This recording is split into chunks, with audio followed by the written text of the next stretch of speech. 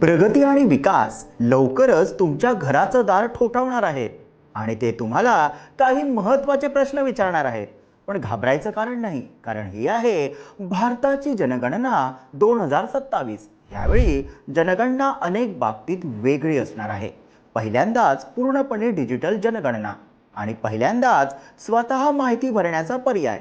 होय, यासाठी केंद्र सरकारने काही महत्त्वाचे डिजिटल टूल्सही लॉन्च केलेत. मग हे प्रगती आणि विकास नेमके कोण आहेत? जनगणना कशी होणार? स्वगणना म्हणजे नेमकं काय? आणि तुमच्याकडून नेमकी कोणती माहिती घेतली जाणार? याच सगळ्या प्रश्नांची उत्तरं आपण या व्हिडिओमध्ये समजून घेणार आहोत. नमस्कार, मी विहंग ठाकूर.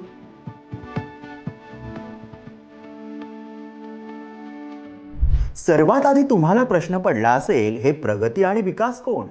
सरकारने जनगणना 2027 साठी 2 शुभंकर म्हणजेच मॅस्कॉट्स जाहीर केले आहेत. प्रगती म्हणजे महिला प्रगणकाचं प्रतीक, विकास म्हणजे पुरुष प्रगणकाचं प्रतीक. हे फक्त कार्टून कॅरेक्टर्स नाहीत, तर 2047 पर्यंत भारताला विकसित राष्ट्र बनवण्याच्या संकल्पात महिला आणि पुरुष दोघांचाही समान सहभाग दर्शवणारे प्रतीक आहेत.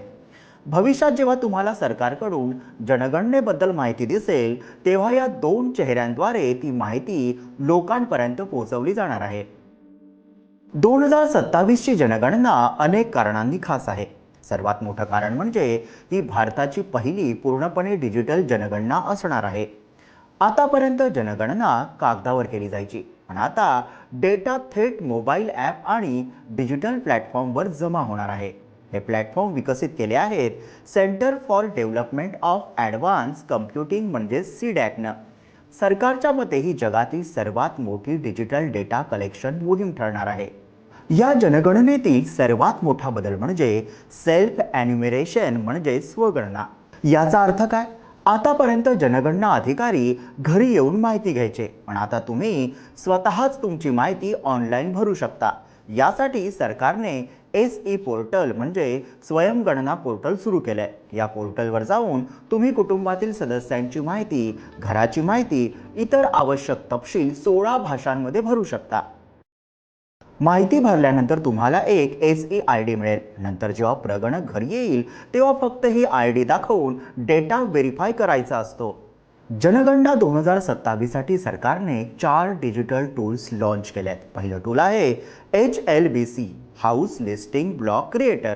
हे एकमेव वेब ॲप आहे. यामध्ये उपग्रह प्रतिमांच्या मदतीने घरांची यादी तयार केली जाते. यामुळे देशातील प्रत्येक घर नकाशावर अचूक नोंदवता येणार आहे. दुसरं टूल आहे HLO मोबाईल ॲप. हे एक सुरक्षित मोबाईल ॲप आहे. याच्या मदतीने जनगणना कर्मचारी थेट फील्डमधून डेटा सर्व्हरवर अपलोड करू शकतात. महत्त्वाचं म्हणजे हे ॲप ऑफलाईन काम करू शकतं आणि नंतर इंटरनेट मिळाल्यावर डेटा अपलोड होतो. तिसरं टूल आहे सेल्फ एन्युमरेशन पोर्टल म्हणजे स्वयंगणना पोर्टल.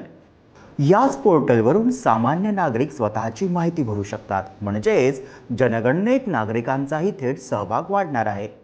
चौथं टूल आहे CMMS पोर्टल म्हणजेच जनगणना व्यवस्थापन आणि निरीक्षण प्रणाली. हे एक केंद्रीकृत डॅशबोर्ड आहे. याच्या मदतीने राज्य, जिल्हा, तालुका स्तरावरील अधिकारी रिअल टायमिंगमध्ये जनगणनेची प्रगती पाहू शकतील. याचा पहिला टप्पा आहे घरांची यादी आणि गृहगणना. या टप्प्यात घरांबाबत सविस्तर माहिती घेतली जाईल. उदाहरणार्थ घरांची स्थिती, पाणी, वीज, स्वच्छता आणि इतर घरगुती सुविधा. या सर्व गोष्टींची नोंद केली जाईल. हा टप्पा 1 एप्रिल 2026 ते 30 सप्टेंबर 2026 या कालावधीत होणार आहे. याआधी नागरिकांना 15 दिवसांचा स्वगणनेचा कालावधी दिला जाणार आहे, ज्यामध्ये लोक स्वतःची माहिती ऑनलाईन भरू शकतील. दुसरा टप्पा आहे लोकसंख्या गणना. या टप्प्यात प्रत्येक व्यक्तीची सविस्तर माहिती नोंदवली जाईल. उदाहरणार्थ त्याचं वय, शिक्षण, व्यवसाय, सामाजिक आणि आर्थिक माहिती आणि यावेळी जात संबंधित प्रश्नही विचारले जाणार आहेत. ही संपूर्ण प्रक्रिया फेब्रुवारी 2027 मध्ये देशभर पार पडणार आहे. जनगणना म्हणजे एक प्रचंड मोठी मोहीम. 2027च्या जनगणनेत 30 लाखांपेक्षा जास्त प्रगणक, पर्यवेक्षक आणि अधिकारी सहभागी होणार आहेत. म्हणूनच ही जगातील सर्वात मोठी प्रशासनिक प्रक्रिया मानली जाते. थोडक्यात सांगायचं झालं तर जनगणना 2027 ही भारताच्या प्रशासनातील एक मोठी डिजिटल झेप ठरणार आहे. पहिल्यांदाच या जनगणनेत पूर्णपणे डिजिटल प्रक्रिया, स्वगणनेचा पर्याय, उपग्रह तंत्रज्ञान आणि रिअल टाईम मॉनिटरिंग यांचा वापर केला जाणार आहे.